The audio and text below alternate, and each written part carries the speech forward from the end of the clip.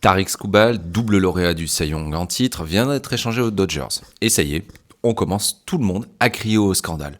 Oui, les riches achètent encore leurs titres, mais il y a un chiffre qui va démolir un petit peu tout ça. Il restait 9,4 millions de dollars sur le contrat de Tarik Skubal. Et clairement, les 30 équipes de la ligue pouvaient se le permettre. Par exemple, les Brewers n'ont jamais considéré cette somme comme un obstacle. Donc cet échange, c'était pas qu'une question d'argent. Alors, pourquoi les Dodgers ? Parce que les autres, finalement, ils ont eu peur. Les Brewers avaient de meilleurs espoirs à offrir, mais ils ont refusé de les lâcher. C'est la même chose pour les Rays de Tampa Bay. Et si je te donne ces deux exemples, c'est parce qu'ils faisaient partie des prétendants. Et regarde qui ils sont.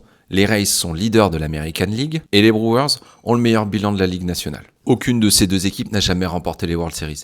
Et au moment où elles pouvaient changer ça, elles ont reculé. Et regarde ce qu'ont donné les Dodgers. 3 espoirs dont aucun n'a été acheté à prix d'or. Le premier, c'est leur propre choix de draft. Le deuxième, il a été récupéré dans un échange avec San Diego. Et le troisième est arrivé dans une transaction dont le seul but, c'était de faire de la place dans leur effectif. Et pourtant, voilà ce qui va se passer. La convention collective, tu le sais, elle arrive à expiration au 1er décembre 2026. Et les propriétaires réclament l'instauration d'un plafond salarial. Et ils vont justement utiliser cet échange de Tarik Skubal comme une munition. Ce que vous allez entendre partout, c'est ça. Regardez les Dodgers, il faut absolument plafonner. Sauf que ce transfert prouve exactement l'inverse. Un plafond salarial, dans ce cas-là, n'aurait absolument rien changé. Puisque, comme je l'ai dit, l'argent, c'était pas l'obstacle. Les 30 équipes avaient les moyens, mais il n'y en a qu'une seule qui a osé. Le vrai problème, encore une fois, il est ailleurs. C'est que tu as d'un côté des franchises avec une masse salariale supérieure à 300 millions de dollars et d'autres qui dépassent à peine les 50. Et détail révélateur, les joueurs accepteraient un plancher minimum, une obligation de dépenser. C'est juste les propriétaires qui refusent d'en accorder un